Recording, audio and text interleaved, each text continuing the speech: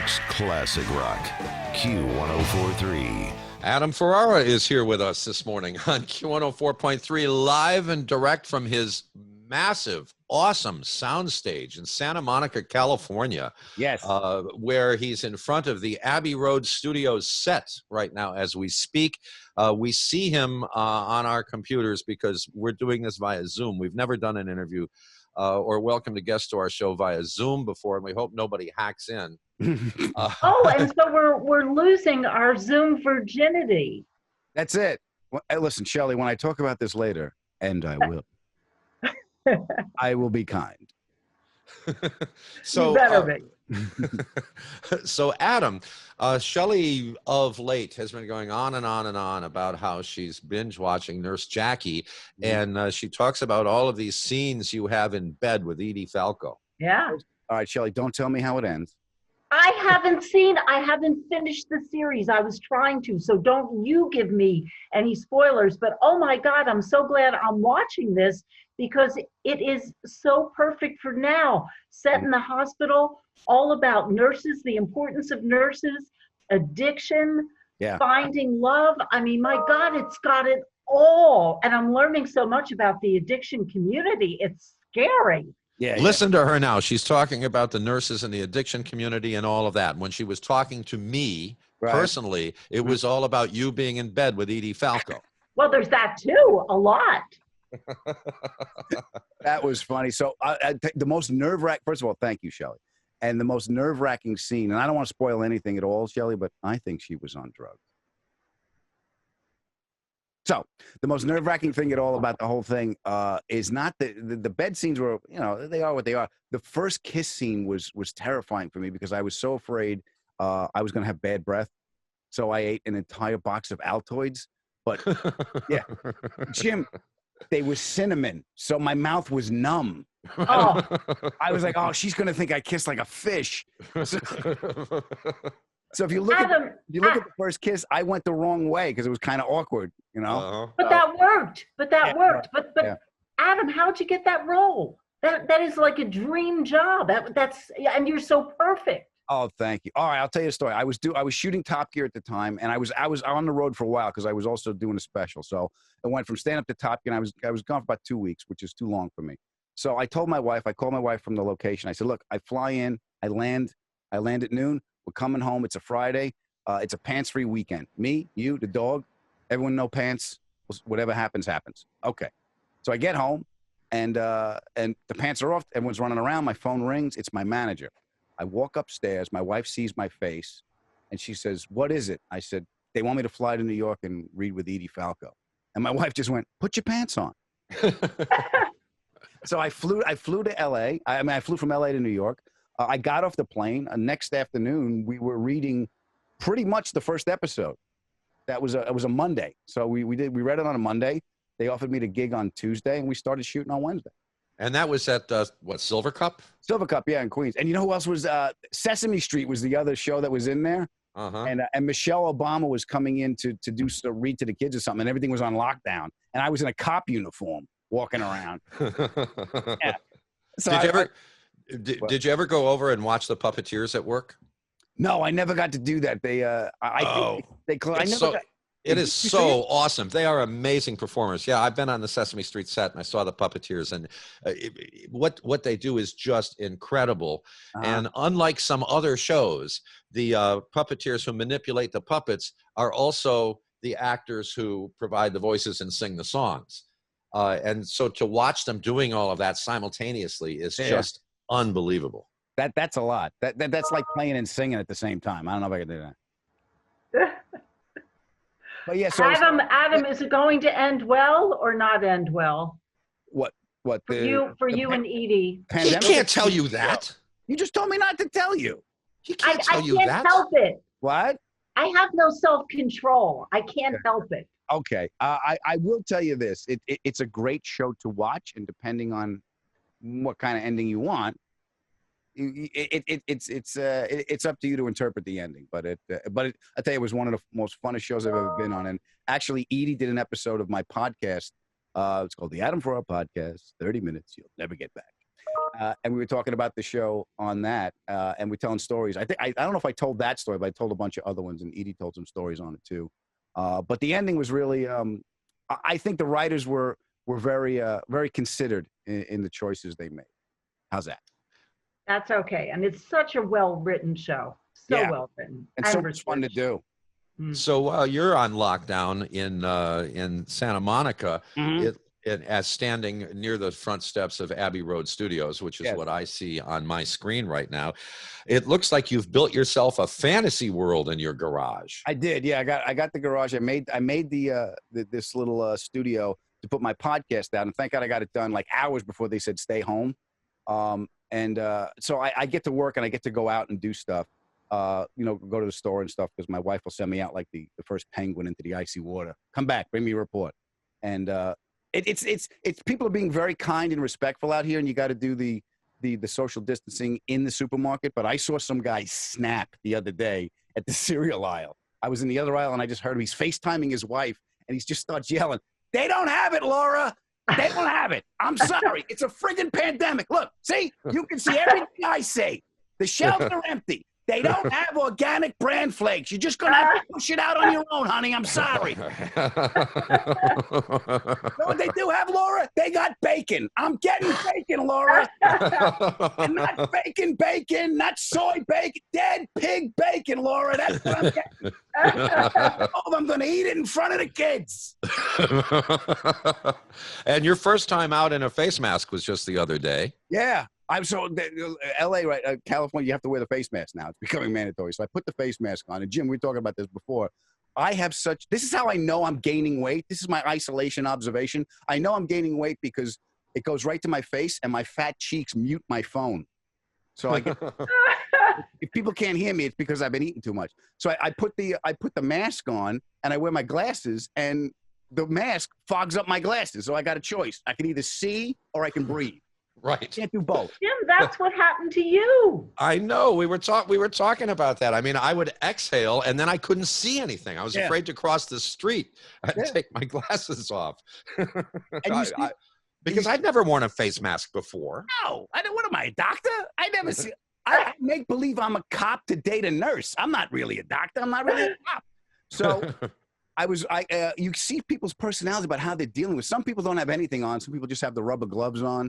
Some guy's like out there in a wetsuit and a welding mask. He's like, this is also, I found this out because we have sidewalks. I live right by the beach. So I'm walking down, and on the sidewalk, if you see somebody coming towards you, they cross the street immediately because of, the social distancing. Right. I take that personally.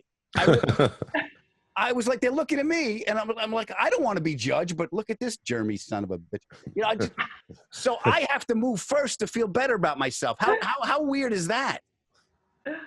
It's a pandemic, but still, I can't separate my ego from people just wanting to survive. It's all about me. Adam Ferrara is with us at Q104.3. So what's it like performing stand-up by yourself in your garage? You think I'd be used to it by now. No, you're not used to that. You're used to big audiences. You're used to a lot of laughter and applause. Well, I haven't done, what I've done so far is, because some of the comedy clubs and some of the changes, I don't make any money from it, but I'll go online and people give a couple of bucks to help the staff because everyone's out of work. And I'm doing a benefit this weekend for kids, for the gamers. So you just go on, you say hello, you answer questions. So it's not like stand up. You have stories you can tell about what's going on in your world and hope it connects to somebody else. But a lot of it is the interview stuff. And the hardest thing I found is that little latency when you stop talking and you don't know if you guys hear it or have a reaction to it. There's that moment where you end up talking over each other. So that's the one I got to work out. You think I'd be used to the silence where I think the laugh should have been.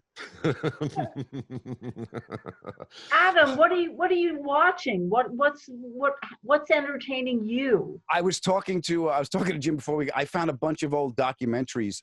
It actually depends. I'm doing a lot of research on my guest this week. Like I had Richard Marx on this week. So on his podcast. On my podcast. And I know we're both, I've met Richard before, and I know we're both Beatles fans. So I wanted to find something to talk about. So I found a couple of old documentaries. I'm talking to Aisha Tyler next week. So I'm starting to watch Archer because she's on that, and she was on Criminal Minds. Steve Sharip I'm talking to this afternoon. So I went back and refreshed myself with with some Sopranos and other stuff he's done. And of course, you'll give Steve our warmest regards when you talk Yes, to him. please. I certainly will. Yeah, I had so that's what I'm doing. I'm not really watching one thing as much as I'm working on the show because I can. You know, I have the studio available, and people generally seem to be home. So And Shelley, you know, even though Adam has visited with us many, many times, I was never aware of the depth. I mean, the amazing depth of his affection for and knowledge of the Beatles. I mean, it's really amazing. Yeah, it's scary. I mean, he's taken a deep dive into Beatledom. I mean, he has even heard Thingamabob by the Black Dyke Mills Band, which I don't think any more than a dozen people on earth have ever heard. I never heard of them. Yeah, it's weird stuff like that you get. That like there's the one documentary I saw last night was called Strange Fruit, was about all the artists signed to Apple. So there was that part of that part of the Beatles' career. But yeah, I think you go back to, like I was telling Jim, you guys, you were the voices of what I listened to growing up. I mean, WP, all the old rock stations in New York. That was the coolest thing you could do, was listen to the radio. So I've always gravitated towards that. I love hearing that. Yeah, it's great. It's like, and I think I'm experiencing a little bit now with my podcast because I get a lot of emails from healthcare workers. I got lots from nurses and doctors and stuff. And, you know, we do this stuff, guys. This is our job. We don't know if anyone's listening. We're happy the check's clear, but we don't know the effect we have. And when you see that effect, it's like, that's very satisfying because now you're serving a purpose. You know, you're just not doing something. You're serving a purpose. And that makes me feel better. And the fact that I do the show with my wife and my pals, and I could share these emails with them, that's a lot of fun. So the entire entertainment industry, which is, well, it's very important here in the New York metropolitan area too. Important here in the house too. That's employing paid.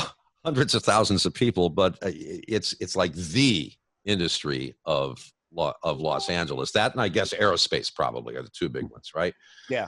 And meth. There's a lot of meth if you go up there. But all of your peers, you know, are not working at the moment. Yeah, it's scary. It's like I stored up a couple of nuts for winter, so that's okay. Even though winter's coming now in April, but you get guys living check to check, and you get, you know, we're trying to do everything you can to help your own. So that's why there's a lot of benefits going on online. There's a lot of people doing you know, meet and greets to raise money for charity for people that just that don't have the resources or the means. So we're all in this together. You know, that's the thing about this thing. It's going to infect everybody if we're not careful. So we all got to do what we got to do.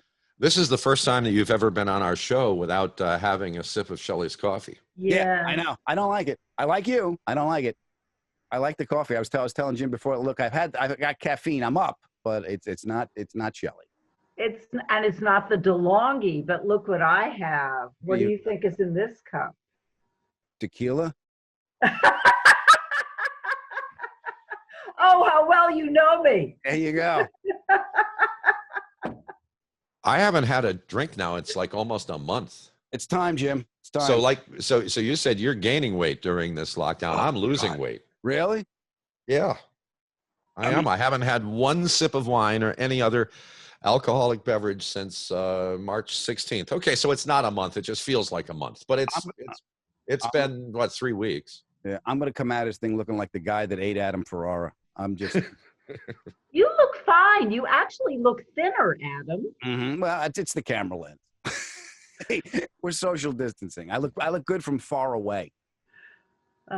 Well, when this whole thing is over, do you have, you know, is there anything that you have set up already? Or I had stuff that I was hoping was going to come my way. You know, I had a couple of things that were on the fire. Here's the thing about the pandemic. I was like, man, if this thing only hit in June, you know, because I was like, I could have taken the summer off. It was slow. I could have finished this movie.